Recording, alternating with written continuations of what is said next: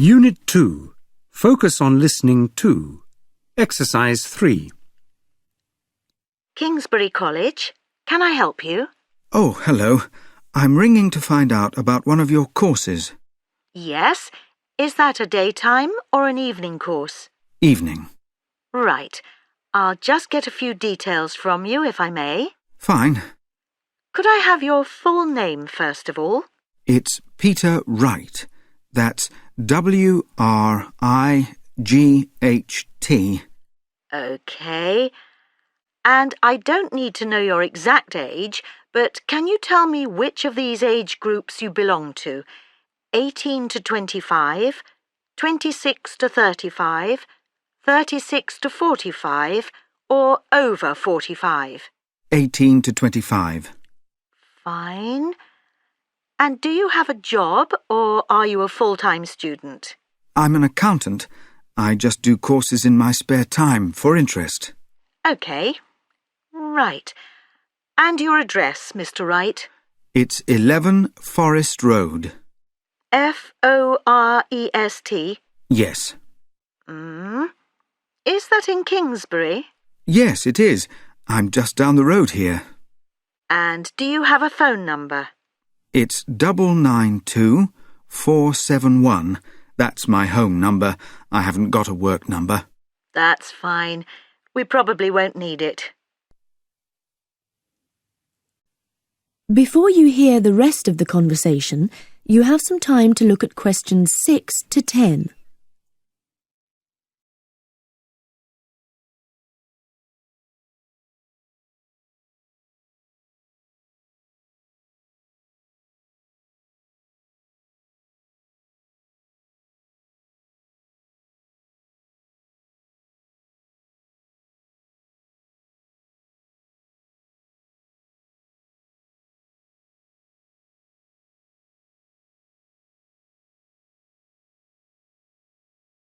Now listen and answer questions 6 to 10.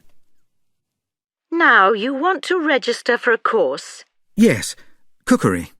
Do you happen to know the exact title of the course? We've got Thai cookery on Wednesdays, or Mexican cookery on Fridays, or... Mexican. I'd like to do both, but I'm busy on Wednesdays. OK. Well, you can always do the other one next term, I suppose.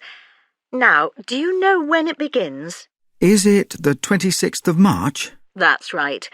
And it's £45 in total. That's including the ingredients. How would you like to pay? Card? Cash? Can I send a cheque? You can, yes, as long as it arrives at least 1 week before the start of the course. OK. And I'll just give you a reference number. If you could make a note of it and write it on the back. Yes? It's CZ943. Yes, got that. Good. Well, there's just one last question. Do you have any special requirements that I should make a note of? Yes, there is one thing. I use a wheelchair. Right, so you need to have access for that. OK. Don't worry, your room is on the ground floor and I'll make sure there are no steps involved.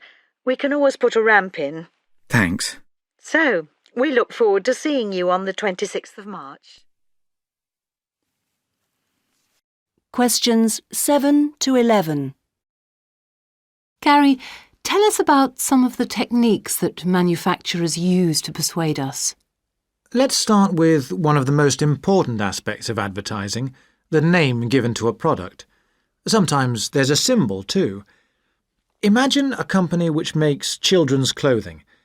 It can spend a fortune on making the name well known and giving it a particular image, so that when consumers see the name or the logo, they associate it with particular qualities, style, value for money, fun, fashion, whatever, and they're more likely to buy that particular make.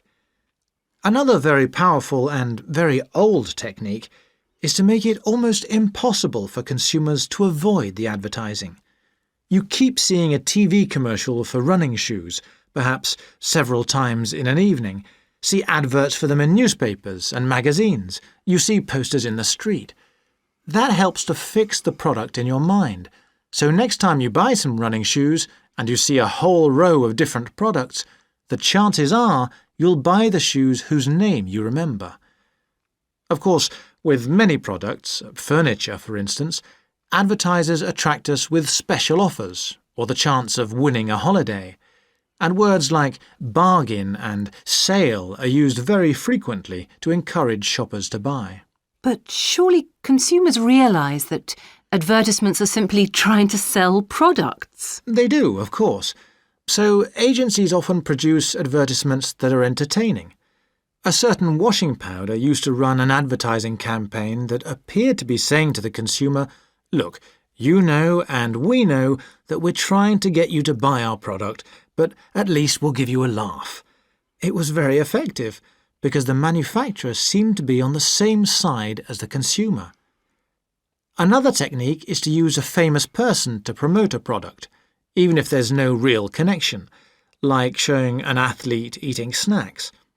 This can work because we learn by imitating people who are important to us. So advertisers use film stars, pop singers, even cartoon characters, particularly if the product is targeted at children. Language is an important aspect of advertising, and here's just one example. A TV commercial for engine oil showed a man washing his hands in the oil. Of course, car engines and hands are made of different materials, so he can't tell us the oil will work equally well in an engine. Instead, he tries to get the viewer to reach that conclusion without stating any facts. He says, "Think how it'll work in your car." He's implied the oil is good for car engines without saying so. OK. Now, if we go on to another question that I want to... Recording 10C. You will hear two science lecturers discussing space exploration.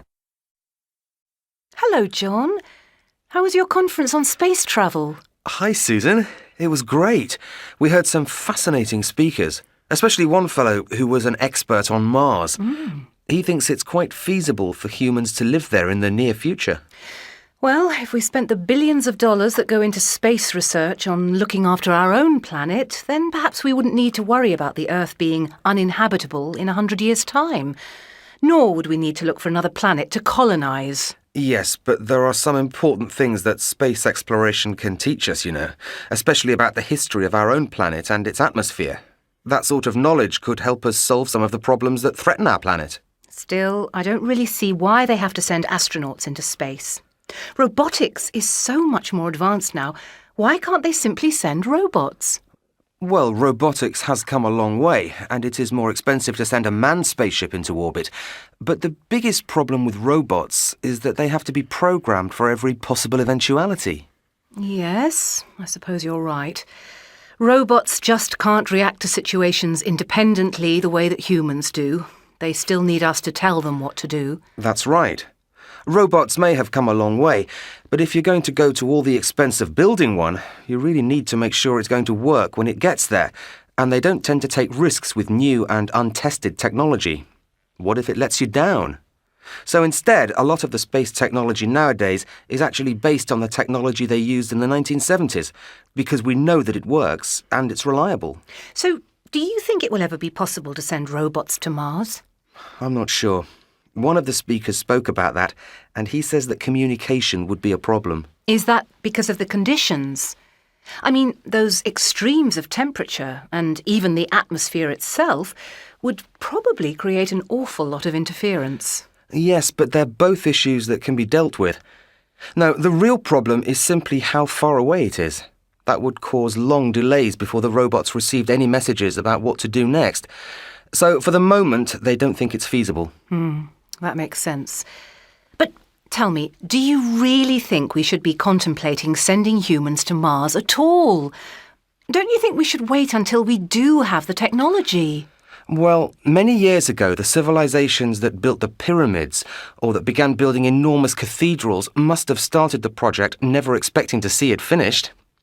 I think we should take the same approach and start our preparations now. That's an interesting point, though I'm still not convinced. Surely you don't foresee a time when humans will be living on Mars. That's just science fiction, isn't it? Not at all. I think there is a distinct possibility that humans will live there. But what about the conditions there? Even the dirt on the ground could kill us. Yes, I agree with you there, but we can easily build a self-contained structure there so people don't need to go outside. I suppose the ground does also contain a lot of resources, so getting metals wouldn't be a problem. That's right.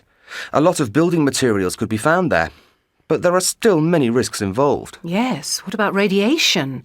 I don't think there will ever be a way to shield us totally from cosmic radiation, even inside a spaceship. I can't agree with you there.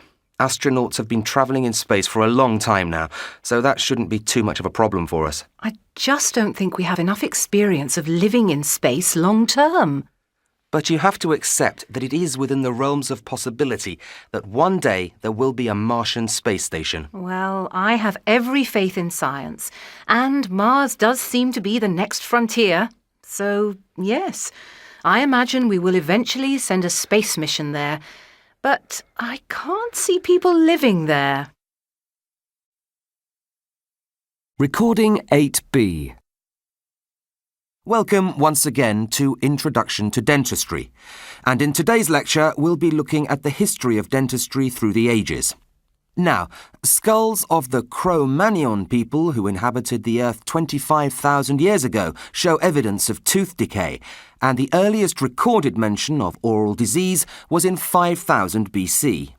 This proves that oral disease is by no means a modern-day problem and has in fact plagued humans since time began. That particular reference appeared in a text written by the ancient people of Sumeria, which referred to tooth worms. There is also evidence that dental problems caused difficulties in other early civilizations, and people from those times actually developed treatments for them. For example, we have found historical evidence that the Chinese used acupuncture to treat the pain associated with tooth decay. There is even further evidence of the troubles caused by toothache in the Ebers Papyrus, which is a text written between 1700 and 1500 BC by the people of ancient Egypt. This papyrus contains references to diseases of the teeth, as well as prescriptions for medications they used at that time. While today we automatically prescribe antibiotics, the ancient Egyptians relied on more traditional remedies to help with tooth decay. Firstly, olive oil, which even today is known to have therapeutic qualities, and secondly, onions, which again are an age-old traditional medicine and are still recognized as a reliable source of natural antibiotics. A large proportion of early dentistry was practiced as a part of general medicine. However, by the 5th century BC, Herodotus, a Greek historian, made the following observation. In Egypt, medicine is practiced on a plan of separation. Each physician treats a single disorder and no more. Some undertake to cure diseases of the eye, others the head, and others again of the teeth. The Greeks were at the forefront of dentistry of that time, and it was a Greek physician who lived between 1300 and 1200 BC who chose to extract problem teeth long before anyone else. Arabs were also pioneers in the area of oral hygiene and used a small polishing stick as a toothbrush as early as 100 BC. So, what of Europe? Well, throughout the Middle Ages, dentistry was made available to the wealthier classes thanks to physicians who would visit individuals in their home, while dentistry for the poorer people took place in the marketplace. Italian sources from the 1400s mentioned the use of gold leaf as dental filling material, but it was a Frenchman, Pierre Fouchard, who is credited with being the father of modern dentistry to his book The Surgeon Dentist, a treatise on teeth, which describes basic oral anatomy, signs and symptoms of tooth decay.